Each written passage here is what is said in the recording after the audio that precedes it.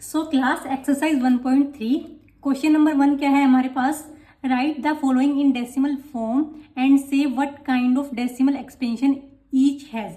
हमें इनको decimal form में लिखना है और हमें ये भी बताना है किस टाइप की डेसिमल एक्सपेंशन है हमारे पास। फर्स्ट क्वेश्चन को देखते हैं क्या है हमारे पास। फर्स्ट क्वेश्चन 36/100, इसका डेसिमल एक्सपेंशन करेंगे हम। 36 को 100 से डिवाइड करेंगे।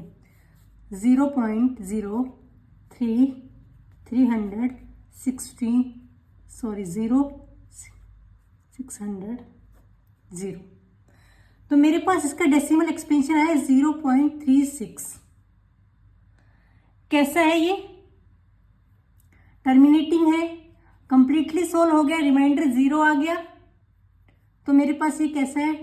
टर्मिनेटिंग है, not repeating.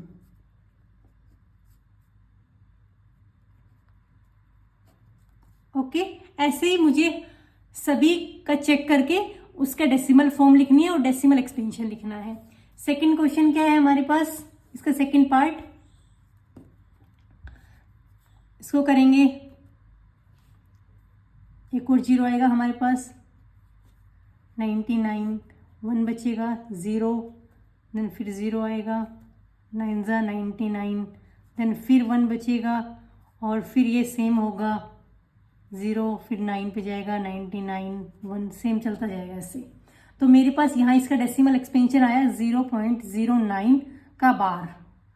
It means non terminating, complete solve नहीं हुआ, रिमाइंडर 0 नहीं हुआ, तो मेरे पास ये नॉन टर्मिनेटिंग हो जाएगा, ऑल्सो रिपीटिंग।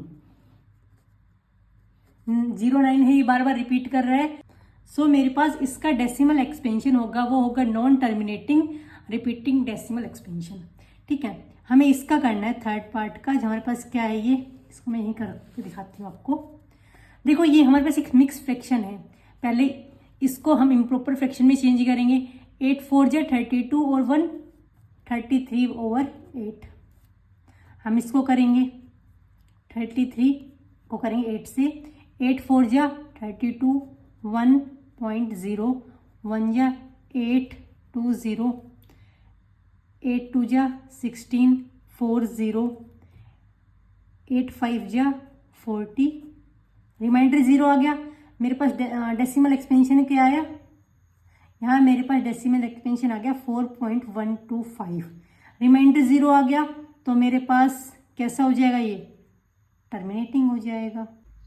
नेक्स्ट है हमारे पास 3/13, इसका डेसिमल एक्सपेंशन होगा 13 से डिवाइड कराएंगे 3 को, तो हमारे पास क्या आएगा 0.0, 13 2 जा 26 4 0, 13 3 जा 39 1 0 एंड 13 अगेन 0, 13 7 जा 91 9 0, 13 6 जा दैट इज 78, मेरे पास रिमाइंडर बचेगा 12 0 एंड 13 ये जाएगा 9 पे, दैट इज 117, अगेन बस 3 बचेगा, फिर 0 एंड 13 2 जा 26, वही मेरे पास अब सेम आ गया आगे।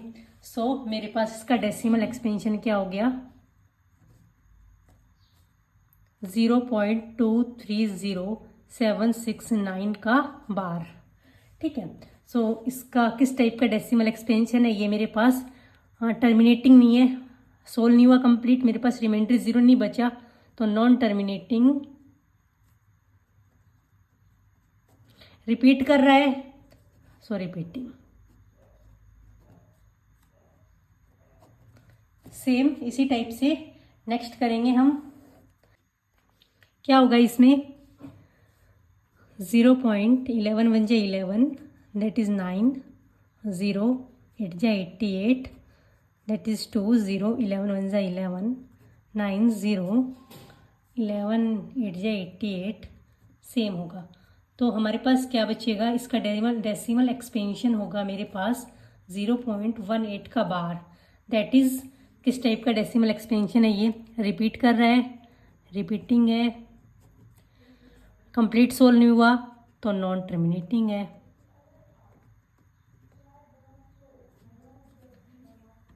इसका नेक्स्ट पार्ट है हमारे पास 329/400। 329 को 400 से डिवाइड करवाएंगे हम। 0 पॉइंट किससे जाएगा, ये 8 पे जाएगा, 3200 आएगा हमारे पास, 90 हमें बचेगा हमारे पास। देन अगेन 0, 400 2 जा 800, दैट इज़ 100, अगेन 0। फिर हमारे पास क्या होगा, 2 जा 800, दैट इज़ 200, अगेन 0, 5 पे जाएगा ये 2000, कम्प्लीटली डिवाइड हो गया हमारे पास, रिमाइंडर 0 आ गया हमारे पास। तो इसका डेसिमल एक्सपेंशन हमें क्या मिल गया, सॉरी, ये हमारे पास हो जाएगा 0.8225। कम्प्लीटली सोल्व है, रिमाइंडर 0 है, तो मेरे पास किस टाइप का हो जाएगा, ये टर्मिनेटिंग है, रिपीट नहीं कर रहा, नॉट रिपीटिंग।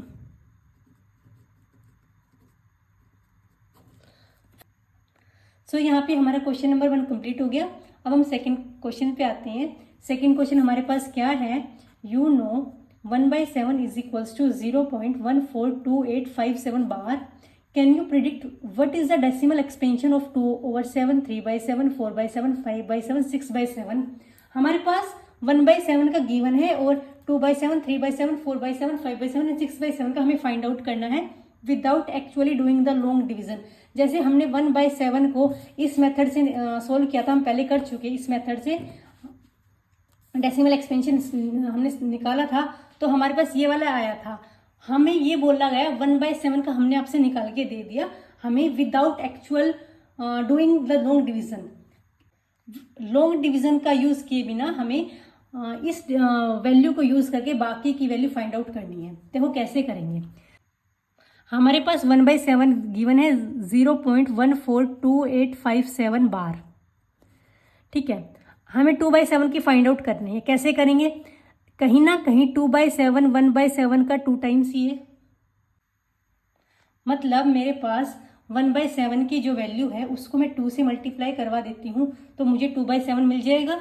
सो करते हैं 2 × 0.142857 बार। देखो इसे मल्टीप्लाई करवाएंगे, हमें क्या मिलेगा, ये हमें मिलेगा, इसको हम डायरेक्ट मल्टीप्लाई करवाएंगे, जो हमें मिलेगा 0.285714। यहाँ पे हम करके दिखा सकते हैं।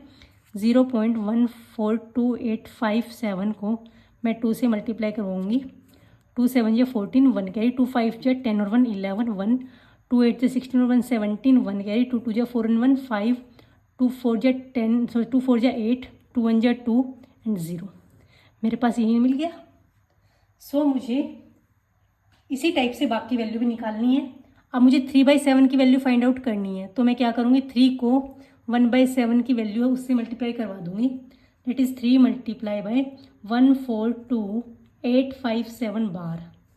सो मेरे पास वैल्यू क्या आएगी, इसके मल्टीप्लाई करेंगे हम 0.428571 बार, ये वैल्यू आ जाएगी। सिमिलरली बाकी वैल्यू भी निकाल सकती हूँ मैं। 4/7 is equals to 4 × 1/7, that is 4 × 0.142857 bar, that is 0.571428 bar. ये वैल्यू आ जाएगी आफ्टर मल्टीप्लिकेशन। देन मुझे 5/7 की फाइंड आउट करनी है। 5 × 1/7, that is 5 × 0.142857 bar, but I got 0.714285, ये मुझे वैल्यू मिलेगी। ओके, एंड लास्ट वन मेरे पास पूछी गई है 6/7 की। सो वो क्या होगी हमारे पास, 6 × 1/7, दैट इज़ 6 × 0.142857 बार। सो ये हमारे पास आएगी वैल्यू 0.857142। ओके, सो हमारा क्वेश्चन नंबर 2 भी यहाँ पे कंप्लीट हो गया। अब हम क्वेश्चन नंबर 3 की बात करेंगे। क्वेश्चन नंबर 3 हमारे पास है, express the following in the form of P/Q where P/Q are integers and Q is not equals to 0। इनको हमें पी बाई क्यू के फॉर्म में एक्सप्रेस करना है, जहाँ पे पी एंड क्यू इंटीजर्स है and Q is not equal to 0। ये क्वेश्चन हम एग्जाम्पल में कर चुके हैं, अभी हम इसको करते हैं। देखो क्या था हमारे पास गिवन है 0.6 बार।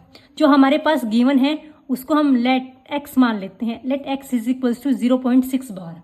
हमारे पास पहला स्टेप होता है, हमें ये चेक करना होता है कि डेसिमल के जो तुरंत बाद जो डिजिट है उसके ऊपर बार है या नहीं है। अगर होता है बार उसके ऊपर तो हम उसको इक्वेशन नंबर 1 कंसिडर कर लेते हैं। सो ये हमारी इक्वेशन नंबर 1 आ गई। ठीक है, अब हमारे पास सेकंड स्टेप होता है कि हमें ये चेक करना है कि कितनी डिजिट के ऊपर बार है। यहाँ पे हमने देखा हमारे ओनली एक डिजिट के ऊपर बार है। अगर एक डिजिट के ऊपर बार होता है तो हमें दोनों साइड 10 से मल्टीप्लाई करना होता है। अब हम करेंगे multiply both sides by 10। 10 multiply x is equals to 0.6 bar multiply by 10। देखो 10 को x से मल्टीप्लाई करूंगी मेरे पास 10x आ जाएगा। इसको मैं ऐसे लिख सकती हूँ 0.6666 सोन मल्टीप्लाई बाय 10। मैंने बताया था आपको कि क्या, जब हमारे पास 10 से मल्टीप्लाई करवाना होता है हमें, तो जो हमारे पास डेसिमल होता है वो एक डिजिट आगे की ओर शिफ्ट हो जाता है। सो मेरे पास यहाँ जो डेसिमल है ये इसके आगे चला जाएगा। That is 10x is equals to 10 से मल्टीप्लाई करवाऊंगी तो आ जाएगा 6.666 सोन। तो हमें क्या मिलेगा, 10x इज इक्वल्स टू 6.6 बार लिख सकती हूँ इसको मैं। ये हमारी सेकेंड इक्वेशन हो जाएगी। यहाँ पे नेक्स्ट स्टेप हमारे पास होता है इक्वेशन नंबर 2 में से हम इक्वेशन नंबर 1 को सब्ट्रैक्ट करते हैं। That is 10x minus x is equals to 6.6 bar minus 0.6 bar. हाँ, लेफ्ट हैंड साइड में से लेफ्ट हैंड साइड को सब्ट्रैक्ट करते हैं, राइट हैंड साइड में से हम राइट हैंड साइड को सब्ट्रैक्ट करते हैं। 10x में से हम x को सब्ट्रैक्ट करते हैं, 9x बचेगा हमारे पास। 6.6 बार में से हम 0.6 बार को कैंसिल आउट करेंगे, क्या मिलेगा हमारे पास, ओनली 6 मिलेगा। x is equals to 6/9 that is 2/3 and ये हमारे पास आंसर हो जाएगा। हमारे पास गिवन एक्स है 0.6 बार और इसमें हमने डेसिमल को p/q की फॉर्म में रिप्रेजेंट कर दिया। ठीक है, क्लियर। नेक्स्ट क्वेश्चन अब हमारे पास है 0.47 बार को हमें p/q की फॉर्म में एक्सप्रेस करना है। सो हम सेम इसी मेथड से इसको सोल्व करेंगे। सबसे पहले हमें ये चेक करना होता है, सबसे पहले हमारा फर्स्ट स्टेप तो बिल्कुल यही होता है कि जो गिवन है उसको हम x नाम दे देते हैं। x इज इक्वल्स टू 0.47 बार। ठीक है, अब हमें ये देखना होता है हमारे पॉइंट से, डेसिमल से तुरंत बाद वाले जो डिजिट है उसके ऊपर बार है या नहीं है। अगर होता है तो हम उसको इक्वेशन नंबर 1 नाम देते हैं। बट अगर मैंने यहाँ देखा कि जो डेसिमल से नेक्स्ट डिजिट है वो 4 है, उसके ऊपर बार नहीं है, सो मुझे इक्वेशन नंबर 1 बनानी पड़ेगी। कैसे कि डेसिमल के तुरंत बाद वाले डिजिट पे बार लेके आना पड़ेगा। सो उसके लिए हम क्या करेंगे, हमें ये चेक करना होगा फिर कि कितनी डिजिट के ऊपर बार नहीं है। तो मैंने देखा यहाँ पे एक डिजिट के ऊपर है जो बार नहीं है। सो मुझे दोनों साइड 10 से मल्टीप्लाई करना पड़ेगा उसके लिए। So 10x is equal to 0.47 bar multiply by 10। So जब मैं 10 से मल्टीप्लाई किया तो मेरा जो डेसिमल है वो शिफ्ट होके राइट हैंड साइड आ गया, जस्ट एक डिजिट आगे। सो 10x इज इक्वल्स टू 4.7 बार हो गया। अब मैंने देखा मेरे को यही कंडीशन चाहिए थी, क्या कि डेसिमल के तुरंत बाद वाले डिजिट के ऊपर बार चाहिए था, वो हमें मिल गया। तो यहाँ मेरी ये इक्वेशन नंबर 1 बन गई। अब यहाँ से हम अपना सेम प्रोसीजर करेंगे। कैसे, हमें इक्वेशन नंबर 1 मिल गई और अब हम चेक करें कितनी डिजिट के ऊपर बार है। एक डिजिट के ऊपर बार है तो हम दोनों इसकी तरह हम दोनों साइड 10 से मल्टीप्लाई करवाएंगे। तो 10x को 10 से मल्टीप्लाई करवाएंगे लेफ्ट हैंड साइड और इसको 4.7777 को 10 से मल्टीप्लाई करवा देंगे। अब हम 10 से मल्टीप्लाई करवाएंगे तो हमारा अगेन जो डेसिमल है वो एक डिजिट आगे की ओर शिफ्ट हो जाएगा। तो 100x is equals to 47.777 so 100x is equals to 47.7 bar. ये मेरे पास इक्वेशन नंबर 2 आ गई। अब मेरा वही सेम स्टेप इक्वेशन नंबर 2 से मैं इक्वेशन नंबर 1 को सब्ट्रैक्ट करूंगी। 100x minus 10x is equals to 47.7 bar minus 4.7 bar. 100x में से 10x को सब्ट्रैक्ट करूँगी, 90x is equals to 47.7 bar. 7 bar से 7 बार कैंसिल, 47 में से 4 को मैं सब्ट्रैक्ट करूँगी, दैट इज़ 43। x की वैल्यू मेरे पास आ गई 43/90, जो मुझे p/q की फॉर्म में मिल गई। मेरे पास गिवन थी, वो मुझे डेसिमल फॉर्म में थी, इसको मैंने p/q की फॉर्म में निकाल लिया। हमारा नेक्स्ट क्वेश्चन है वो है 0.001 बार को हमें p/q की फॉर्म में एक्सप्रेस करना है। सो हम करते हैं, हमारा फर्स्ट स्टेप है हम x लेंगे गिवन टर्म को 0.001 बार। अब हम सेकंड स्टेप हमारा ये चेक करते हैं हम कि मेरे पास जो डेसिमल से नेक्स्ट डिजिट है, डेसिमल के तुरंत बाद वाली डिजिट के ऊपर बार है या नहीं है।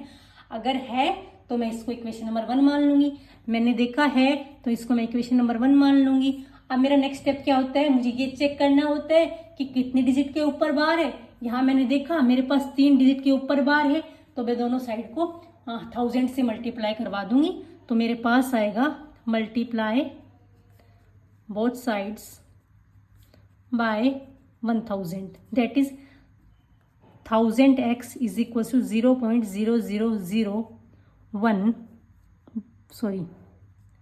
Multiply by 1000। इसको मैं कैसे लिख सकती हूँ, 1000x is equal to 0.001 and so on multiply by 1000। जब मैं 1000 से मल्टीप्लाई करवाऊंगी तो मेरा डेसिमल राइट साइड 3 डिजिट के आगे की ओर शिफ्ट हो जाएगा, 1 डिजिट 2 डिजिट एंड 3 डिजिट, मेरा डेसिमल यहाँ पे आ जाएगा। इसको कैसे लिखूंगी, 1000x is equals to 001.001 so ऑन। तो 1000x इज इक्वल्स टू 001 को मैं ओनली 1 लिख सकती हूँ एंड इसको 001 का बार। ये मेरे पास सेकेंड इक्वेशन आ गई। अब मुझे सेम स्टेप फॉलो करना होता है, इक्वेशन नंबर 2 के अंदर से मैं इक्वेशन नंबर 1 को सब्ट्रैक्ट करूँगी, क्या मिलेगा हमें 1000x minus x is equals to 1.001 bar minus 0.001 bar, that is 1000x में से 1x माइनस करूँगी, मेरे पास आएगा 999x इज इक्वल्स टू, ये कैंसिल हो जाएगा, 1 में से 0 को माइनस करूँ 1 मिलेगा, तो x की वैल्यू आ जाएगी मेरे पास 1/999। सो मेरे पास जो गिवन x था वो मुझे डेसिमल की फॉर्म में था और मैंने जो अभी निकाला है वो मेरे पास p/q की फॉर्म में था, यही मुझे फाइंड आउट करना था। आई होप थर्ड क्वेश्चन के आपके तीनों पार्ट हो गए होंगे। अब हम फोर्थ क्वेश्चन पे आते हैं। देखो नेक्स्ट क्वेश्चन है हमारे पास, express 0.999 so on is in the form of p/q। Are you surprised by your answer? With your teachers and classmates discuss why the answer make sense. आपको इसको p/q की फॉर्म में एक्सप्रेस करना है। देखो हमें पास गिवन क्वेश्चन है 0.999 so on, सो मैं इसको 0.9 बार लिख सकती हूँ और हमें जैसे लास्ट क्वेश्चन में किया था सेम उसी तरह हम इस क्वेश्चन को सोल्व करेंगे। हमने लास्ट क्वेश्चन में क्या बताया था, सबसे पहले हमारे पास जो गिवन टर्म होती है उसको मैं x कंसीडर कर लेती हूँ, let x is equals to 0.9 bar. फिर मेरे पास स्टेप होता है, मैं ये चेक करती हूँ कि मेरे पास डेसिमल के तुरंत बाद वाली जो डिजिट है उसके ऊपर बार है या नहीं है। देखा यहाँ पे डेसिमल के तुरंत बाद वाली डिजिट के ऊपर बार है, सो इसको मैं अपनी इक्वेशन नंबर 1 कंसिडर कर लूँगी। ओके, अब मेरे पास नेक्स्ट स्टेप होता है कि मुझे ये चेक करना होता है कितनी डिजिट के ऊपर बार है। मैंने यहाँ चेक किया, मेरे पास ओनली 1 डिजिट के ऊपर बार है, तो मैं दोनों साइड 10 से मल्टीप्लाई करूँगी। क्या होगा, 10 multiply x is equals to 0.9 bar multiply by 10। इधर मेरे पास 10x मिलेगा, इधर 0.9999 टू सोन इंटू 10। मैंने आपको बताया था जब हम 10 से मल्टीप्लाई करेंगे, यहाँ पे एक 0 है तो डेसिमल 1 डिजिट आगे की ओर शिफ्ट हो जाएगा, that is 10x is equals to 9.999 so on. इसको मैं कैसे लिख सकती हूँ, 10x इज इक्वल्स टू 9.9 बार। ये मेरे पास सेकेंड इक्वेशन हो जाएगी।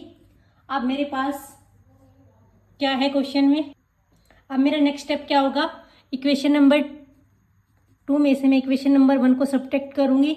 क्या मिलेगा, 10x minus x is equals to 9.9 bar minus 0.9 bar.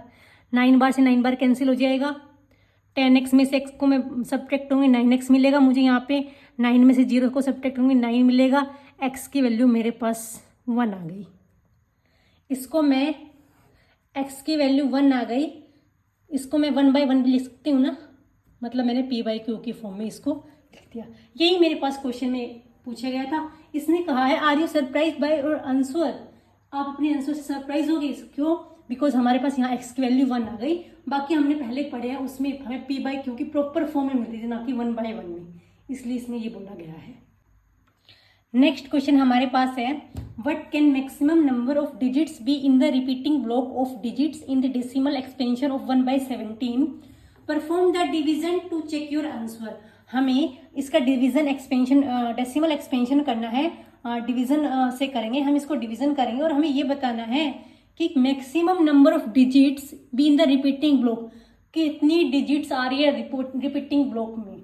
Repeating block में मतलब हमारे एक बार के अंदर कितनी डिजिट्स आ रही है, कितनी डिजिट्स है जो बार बार रिपीट कर रही है, वो हमें बताना है। तो उसके लिए हम डेसिमल एक्सपेंशन करेंगे 1/17 का। इसका काफ़ी लेंदी होगा, सो मैं यहाँ से स्टार्ट करूँगी, उसके बाद मैं आगे की ओर करूँगी। देखो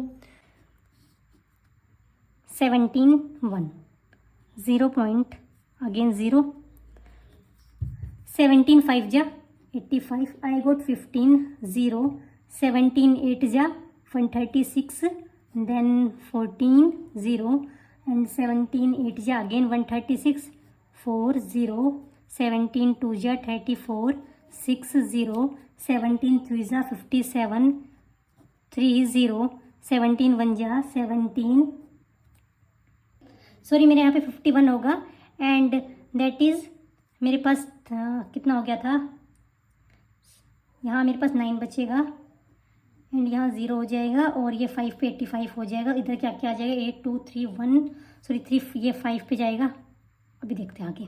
फिर मेरे पास यहाँ 5 बचेगा 0 एंड डेट इज़ मेरे पास 2 पे जाएगा 34, यहाँ 6 0 सॉरी 6 नहीं 16 बचेगा 0 और ये मेरे पास जाएगा फिर अगेन 9 पे एंड 9 पे मेरे पास होता है 153। इसके आगे मैं आगे कर रही हूँ, क्या बचेगा 153 7 बचेगा, मुझे अगेन 0 लेना पड़ेगा एंड दैट इज़ क्या होगा अगेन इसके आगे आ जाएगा फिर 4 पे जाएगा मेरे पास 68 होगा, 2 मेरे पास रिमाइंडर बचेगा 0 1 जा 17 3 0 अगेन 1 पे जाएगा दैट इज़ 17, फिर मेरे पास रिमाइंडर बचेगा 13 अगेन 0, फिर मेरे पास जाएगा ये 7 पे 119 होगा और ये बचेगा मेरे पास 130 में से 119 गया 11 बचेगा 0, फिर मेरे पास जाएगा ये 6 पे दैट इज़ 102, फिर मेरे पास बचेगा 8 0, फिर अगेन मेरे पास ये जाएगा 4 पे 68, फिर बचेगा कितना मेरे पास 12 0, फिर ये कितने पे जाएगा मेरे पास, कितना आ गया ये 120 आ गया ना, कितने पे जाएगा मेरे पास, ये जाएगा मेरे पास 7 पे 119, अगेन मेरे पास 1 बचेगा और फिर 0 और फिर 0। देखो स्टार्टिंग में हमने 100 आया था, यहाँ भी 100, मतलब मेरे पास अब आगे सेम आएगा, तो मतलब मेरे पास इतनी डिजिट है, ये रिपीट कर गई, तो मेरी रिपीटिंग ब्लॉक में इतनी नंबर्स ऑफ डिजिट होगी। क्वेश्चन में था what can be maximum number of digits be in the repeating block, तो मेरे पास रिपीटिंग ब्लॉक में इतनी डिजिट आ गई, ये मेरे पास इस क्वेश्चन का आंसर होगा। इसको आपको ऐसे ही सोल्व करना है, डिवीजन मेथड से आप इसको सोल्व करोगे, इसका कंप्लीट डेसिमल एक्सपेंशन करोगे और जब तक ये नंबर आपस में बिल्कुल पूरी तरह से रिपीट ना करने लग जाए अपनी स्टार्टिंग नंबर की तरह, तब तक आप उसको सोल्व करोगे। ओके, अब हम नेक्स्ट क्वेश्चन करेंगे। 6th क्वेश्चन हमारे पास है look at several examples of rational number in the form p/q where p and q are integers with no common factor other than 1 and having terminating decimal representations. Can you guess what property q must satisfy? मेरे को several examples लेने हैं rational number की, मतलब p/q की form में होने चाहिए। मेरे पास जो एग्जाम्पल्स है वो p और q इंटीजर्स होने चाहिए और जो मैं p/q लूँ ना उनके बीच में कॉमन फैक्टर ओनली 1 होना चाहिए, 1 के अलावा कोई कॉमन फैक्टर उनके बीच नहीं होना चाहिए। And having terminating decimal representation, मतलब उनका जो डेसिमल एक्सपेंशन आए ना वो टर्मिनेटिंग हो जाए, यानी कि कंप्लीट सोल्व हो जाए वो हमारे पास। Can you guess what property Q must satisfy? क्या आप यहाँ पे गैस कर सकते हो कि क्यू क्या कौन सी प्रॉपर्टी सेटिस्फाई कर रहा है, मतलब क्यू हमारे पास क्या होगा, क्यू के लिए क्या कंडीशन हमारे पास सेटिस्फाई करेगी इस क्वेश्चन के लिए? देखो यहाँ पे मैं अपना एक एग्जांपल लेके चलती हूँ 2/5, ठीक है। इसका कॉमन फैक्टर इनके अंदर 2 और 5 में कॉमन फैक्टर ओनली 1 है, 1 के अलावा कोई कॉमन फैक्टर नहीं है इनका। इसका मैं डेसिमल एक्सपेंशन अगर करती हूं तो मुझे क्या मिलता है 0.4। टर्मिनेटिंग हो गया मेरे पास, टर्मिनेटिंग डेसिमल एक्सपेंशन होना चाहिए तो वो हो गया। इसके दूसरी कंडीशन मेरे पास बोली गई थी no common factor other than 1, 1 के अलावा कोई और कॉमन फैक्टर नहीं होना चाहिए, वो भी नहीं हो रहा। अच्छा एक एग्जांपल मेरे पास 2/5 हो गया, और एग्जांपल क्या हो सकता है इसका, मैं 7/4 लेती हूं, क्या मिलेगा, सोल्व करूंगी, 4 1 जा 4, 3.0, 4 7 जा 28, 2 0, 4 5 जा 20। टर्मिनेटिंग हो गया, रिमाइंडर 0 आ गया, इसके अंदर 1 के अलावा कोई और फैक्टर नहीं है इनका कॉमन। सो मेरे पास एक एग्जांपल मेरे को मिल गया 7/4। और एग्जांपल्स में बताऊं आपको तो क्या हो सकता है, एक लो 9/10, इसको मैं सोल्व करूंगी, क्या होगा मेरे पास 10 9 है 90। टर्मिनेटिंग है, रिमाइंडर 0 आ गया, and no common factor other than 1। 9 और 10 के बीच में ओनली कॉमन फैक्टर 1 होता है, उसके अलावा कोई नहीं होता, तो मेरे पास एक जो आ गया वो आ गया 9/10, ठीक है। सो मैं यहाँ पे क्या देख रही हूँ, मेरे पास क्यू की कौन सी प्रॉपर्टी सेटिस्फाई कर रहा है क्यू। देखो यहाँ मेरे पास 5 है, यहाँ मेरे पास 4 है, यहाँ 10 है। सो मैं इन सब को देख के मैं बोल सकती हूँ if Q is multiple of 2, if Q is multiple of 5, if Q is multiple of 2 and 5, अगर मेरे पास जो Q डिनोमिनेटर जो है वो 2 का मल्टीपल हो, या फिर 5 का मल्टीपल हो, या फिर 2 और 5 दोनों का मल्टीपल हो, तो मैं कह सकती हूँ उस कंडीशन में मेरे पास ये क्वेश्चन जो पूछा गया है उसकी कंडीशन को सेटिस्फाई करेगा। अगर मैं इसको एक फॉर्म में लिखना चाहूँ, कैसे लिखूंगी, 2 की पावर a मल्टीप्लाई 5 की पावर b। अगर मेरे पास Q इस फॉर्म में होगा तो मैं बोल सकती हूँ कि मेरे पास ये वाली कंडीशन सेटिस्फाई करेगा, कौन सी, कि कॉमन फैक्टर उनका अदर देन 1 नहीं होना चाहिए, और जो डेसिमल एक्सपेंशन है वो टर्मिनेटिंग होगा। सो क्योंकि ये प्रॉपर्टी होगी, ठीक है। अब हम अपने नेक्स्ट क्वेश्चन की बात करते हैं। नेक्स्ट क्वेश्चन हमारे पास गिवन है, right 3 numbers whose decimal expansion are non terminating non recurring. मेरे पास कोई भी 3 नंबर्स बताओ जिनका डेसिमल एक्सपेंशन ना तो टर्मिनेट कर रहा ना रिकरिंग कर रहा, यानी कि ना तो वो रिपीट कर रहा और ना फिर टर्मिनेट कर रहा, मतलब इनका जो मैं डेसिमल एक्सपेंशन करूँ तो ना तो मेरे पास रिमाइंडर 0 बच रहा और ना ही वो रिपीट कर रहा, ठीक है। सो मुझे कोई भी 3 नंबर बताने हैं, उसमें मैं कुछ भी ले सकती हूँ। यहाँ पे मेरे पास इनफाइनाइट नंबर ऑफ चॉइस है। देखो 0.01, 001, 0001, 0001, ऐसे। ये ना तो टर्मिनेट कर रहा है मेरे पास ना रिपीट कर रहा। और क्या लिख सकती हूँ मैं, 1.235567298424 सो ऑन। और एक और क्या लिख सकती हूँ मैं, 2.020020002 सो ऑन। सो मैं यहाँ पे कोई भी 3 ऐसे एग्जांपल्स उठा सकती हूँ जिनका डेसिमल एक्सपेंशन मेरे पास टर्मिनेट भी नहीं कर रहा और रिपीट भी नहीं कर रहा, ठीक है। हमारा क्वेश्चन नंबर 8 है, find 3 different irrational number between rational number 5/7 and 9/11। मेरे पास 2 रेशनल नंबर गिवन है, इन दोनों रेशनल नंबर के बीच मुझे कोई 3 इरेशनल नंबर फाइंड आउट करने हैं। मैंने बताया था आपको, अगर p/q की फॉर्म में मेरे पास रेशनल नंबर गिवन है, उसके लिए उसका डेसिमल एक्सपेंशन कर दो, इसका डेसिमल एक्सपेंशन करूंगी, इसका करूंगी, दोनों के बीच के इरेशनल नंबर में फाइंड आउट कर लूंगी। देखो करते हैं इस क्वेश्चन को। 7 5 0.0 7 7 जा 49 1 0 7 1 जा 7 3 0 7 4 जा 28 2 0 7 2 जा 14 6 0 7 8 जा 56 4 0 7 5 जा 35 5 0 7 7 जा 49 1। देखो ये वापस 5049 रिपीट हो गया, तो मतलब मेरे पास डेसिमल एक्सपेंशन आ गया 0.714285। ओके, इसका बार। सिमिलरली मैं 9/11 का करूंगी। 5/7 का मैंने यहाँ पे कर दिया, अब मैं 9/11 का करूंगी। क्या आएगा मेरे पास? 11 9 0.0 8 पे जाएगा 88 2 0 1 जा 11 9 0 8 पे 88 2 0 सेम रिपीट होने लग गया मेरे पास, तो मेरे पास आ गया 0.81। ठीक है, इन दोनों के बीच के मुझे कोई भी 3 इरेशनल नंबर फाइंड आउट करनी है। देखो मैं 0.7 2 3 4 6 7 1 9 2 4 ले सकती हूँ।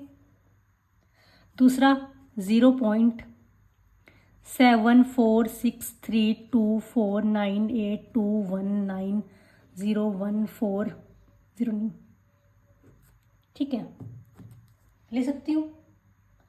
एक और कोई लेना है मुझे, 0.7523419324683 एंड सो ऑन ले सकती हूँ। मतलब कि मुझे इस वैल्यू और इस वैल्यू के बीच में कोई भी 3 वैल्यू लिखनी है, और वो मुझे रिपीट नहीं करवानी, ना ही मुझे कंप्लीटली सोल्व करवानी। उसको सोल्व करके छोड़ देना है और उसको रिपीट भी नहीं करवाना कहीं पे भी। ऐसे में बहुत सारी वैल्यू लिख सकती हूँ। यहाँ मुझे 3 पूछी गई थी, मैंने कोई भी 3 वैल्यू लिख दी है। अंडरस्टैंड? ओके, लास्ट क्वेश्चन है इस एक्सरसाइज का। The question is classify following number as rational and irrational. मुझे कुछ नंबर्स गिवन है नीचे, इसको मुझे रेशनल और इरेशनल के बताना है कि कौन सा मेरे पास रेशनल है एंड कौन सा इरेशनल है। देखो, जो परफेक्टली स्क्वायर होते हैं वो मेरे पास रेशनल मिलेंगे, जो परफेक्ट स्क्वायर नहीं है उसके ऊपर अंडर रूट है। ये कंडीशन हम लास्ट एक्सरसाइज में पढ़ चुके हैं। जो हमारे पास परफेक्ट स्क्वायर है उसके ऊपर स्क्वायर रूट है, तो मतलब वो नंबर मेरे पास रेशनल है। ये 23 है, 23 मेरे पास किसी का भी परफेक्ट स्क्वायर नहीं है। किसी भी 2 सेम नंबर को आपस में मल्टीप्लाई करने पे ये नंबर नहीं आता, सो मेरे पास ये इरेशनल नंबर है। Square root of a non perfect square number is always irrational. ठीक है, सेकंड है ये 225 मेरे पास क्या होता है? 15 का स्क्वायर होता है, मतलब ये परफेक्ट स्क्वायर है ना। 15 × 15 ये है, और इसको मैं 15 लिख सकती हूँ। ओके, ये मेरे पास रेशनल आ गया। किसी भी नंबर का परफेक्ट स्क्वायर के ऊपर अंडर रूट आ जाए, स्क्वायर रूट आ जाए, तो वो मेरे पास रेशनल होगा। ओके, नेक्स्ट वन मेरे पास कैसा नंबर है? टर्मिनेटिंग है। मेरे पास रेशनल की एक कंडीशन थी, या तो टर्मिनेट कर जाए या फिर रिपीट कर जाए, कोई सी भी एक कंडीशन सेटिस्फाई हो जाए तो रेशनल होगा। यहाँ टर्मिनेट कर गया तो क्या है? रेशनल है। मुझे कैसे पता लगा टर्मिनेट कर गया, कंप्लीट सोल्व हो गया? बिकॉज अगर डॉट डॉट डॉट हो तो मतलब वो आगे अभी सोल्व नहीं चल रहा है, कंटिन्यू है वो। यहाँ पे मेरे पास डॉट डॉट डॉट नहीं है, मतलब यहाँ पे कंप्लीट सोल्व हो चुका। अगर कंप्लीट सोल्व हो चुका तो वो रेशनल है। ठीक है, नेक्स्ट देखो 7.478478, इसको मैं ऐसे लिख सकती हूँ 7.478 का बार। रेशनल नंबर की क्या कंडीशन थी? या तो टर्मिनेट कर जाए या रिपीट कर जाए। यहाँ पे मेरे पास रिपीट कर गया, रिपीट कर गया तो किस टाइप का नंबर है, रेशनल नंबर है। बार का मतलब रिपीट करना, ये रिपीट कर रहा है, ये इन्फाइनिटली टाइम्स चल रहा है, रिपीट कर रहा है, सो मेरे पास रेशनल नंबर हो गया।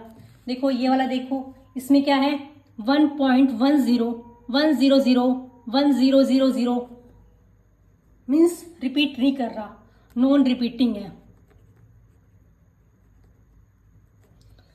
कंप्लीट सोल्व भी नहीं हुआ, डॉट डॉट डॉट है तो मतलब कंप्लीट सोल्व नहीं हुआ, रिमाइंडर 0 नहीं मिला है मुझे, यानी कि नॉन टर्मिनेटिंग है। जब मेरे पास ना तो रिपीट करे ना टर्मिनेट करे तो इरेशनल नंबर होते हैं वो।